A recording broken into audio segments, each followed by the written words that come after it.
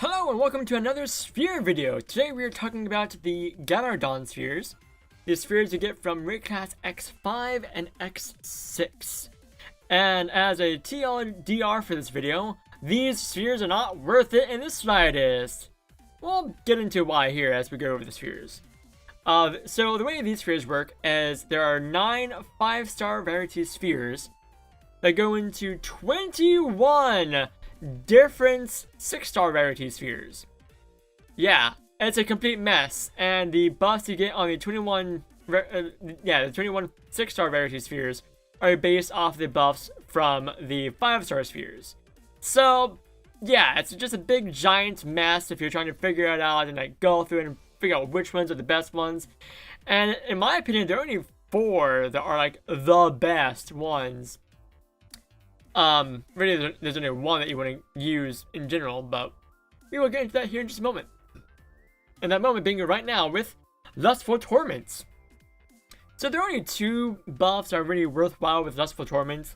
Those being the Spark and Crit damage boost, as well as a 25% chance to reduce damage by 15%. It's a bit of a balance between offense and defense. It's not that good of a balance in my opinion, but it's something, I guess. A 25% chance to reduce damage is a fairly good chance, to be honest. Granted, you can just get that if you have the proper units on your squad. You can just get the 15% damage reduction permanently. It's not a chance, it's guaranteed. Though, again, you can be kind of cheeky with it. And you can pair it up with other spheres, L-gifts, or unit buffs that have a chance to reduce damage by 15%. You wouldn't do it necessarily, but it is an option, I guess. But yeah, not a whole lot to talk about here. Moving on, we have Foolish Torments. Again, Foolish Torment also has that Spark and Crit damage boost, which you want from your spheres.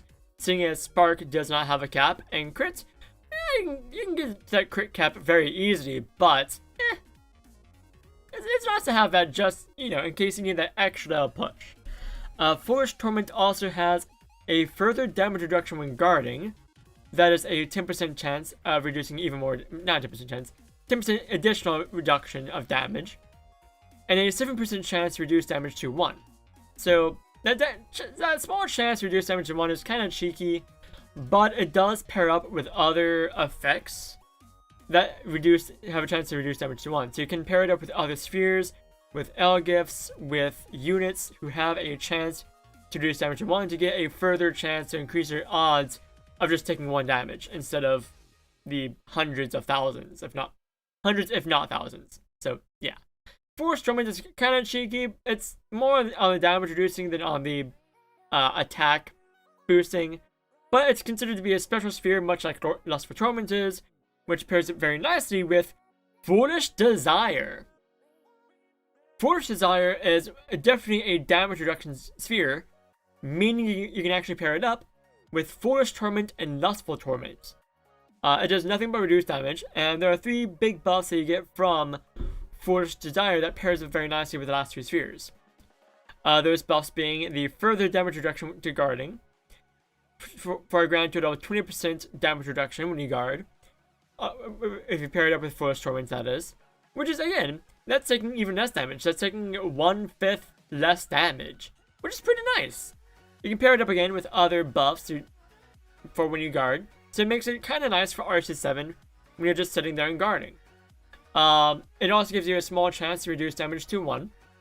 That's the same as Foolish Torment's small chance. That's a 14% chance in total to reduce damage to 1. Which again, it's kind of cheeky when you pair it up with other chances to reduce damage. So that's pretty neat, kind of cheeky, kind of cheesy, and probably not worthwhile because I don't think you can get that 100% chance to reduce damage to 1. So bear that in mind. And the other buff it provides that I think is pretty good is the chance for 15% damage reduction. Pair that up with Lustful Torment and you get a 50% chance in total, but I think those actually can overlap to on some occasions have a chance for 30% damage reduction instead. So I think that's how it works. Don't quote me on that. I could be wrong, but it is overall like a greater chance to reduce damage by 15% at least. So it's still a pretty neat like synergy that it has with those spheres. But it's still not that great of a sphere because you're not getting any damage out of it. You're not getting any additional damage. In fact, I believe you're actually losing out on damage. I don't remember if this reduces the HP or attack. It's on screen, so I don't need to know that. And the last sphere that I want to talk about that has nothing to do with those last few spheres. It's completely different, and it's probably the sphere you go for out of any of these 21. All the other 20 spheres you can just ignore because this one is, you know, the one you want to go for. It's an attack boosting sphere called Blight Horizon. It gives you spark damage boost, crit damage boost, and elemental weakness damage boost. You want all of that if you want to be dealing more damage, especially the spark and EWD. It is so good for dealing a lot of damage. This was like the staple sphere you went for back when these spheres came out, because you're just getting more damage out there, so you don't need to worry as much about guarding or not taking damage and all that fun stuff. Because this is a red sphere from this group, it does mean you are losing out on 50% of your defense. You're halving your defense for all the attack, which means you're a glass cannon for sure. So it has some very nice synergy with like units like Mifune, who have no defense to begin with, but have all the attack. So you're not worried about defense with them. So reducing defense means absolutely nothing because they just don't have it to begin with. So yeah, Blight Horizon, like, it does have the trade-off, but you know, who cares about defense when you're just nuking everything?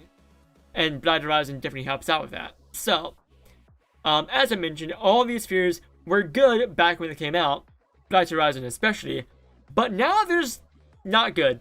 They're kind of really bad because they're better spheres to give higher, like, they're just better at doing what these spheres do. Blight Horizon especially, you can replace Blight Horizon for Victory Chant and get even bigger buffs, just spark, crit, and elemental weakness damage without losing out on defense. So it's Victory Chant just winds up being even better, Victory Chant being the same sphere type as Blight Horizon, an attack boosting sphere. Force Desire is a damage reduction sphere, and there are definitely better ones out there. Don't know any off the top of my head. I'm sure that Future Me will put an example on screen right now. And the other two, Lustful Torments and Foolish Torments, just they don't do enough to really warrant using them, like, in general. So, like, all in all, these spheres are pretty neat for when they came out, but it's 2021 and when this video is being made, and these spheres are like not good unless you're giving yourself a challenge, in which case go for it. I'm always encouraging people to do challenges if they want to spice up playing the game. And I think definitely going through the game using spheres that reduce stats is pretty neat, because it gives you more of a challenge for sure. It makes the game a little bit harder with these new overpowered units, so why not? Just go for it. But yeah, that about does it. So TRDR, these spheres are not worth it. Don't bother getting these. There are better spheres that do the same things that these do, but even better. If not, just better buffs in general. So yeah, these, don't bother with them. It was a nightmare going through and figuring out which one's the best ones, because that's 21 spheres. Yeah, just a headache. I was not looking forward to making this video until I actually did the research. So yeah, with that, all the links and all that in the description down below. Comments if you have questions. Leave a like if you liked this video, if that was useful. And subscribe if you want to see more content. Hit that bell button if you want to be notified. And with that, I will see you guys in the next video. Thank you once again for visiting the Grand Gaia Library. Bye!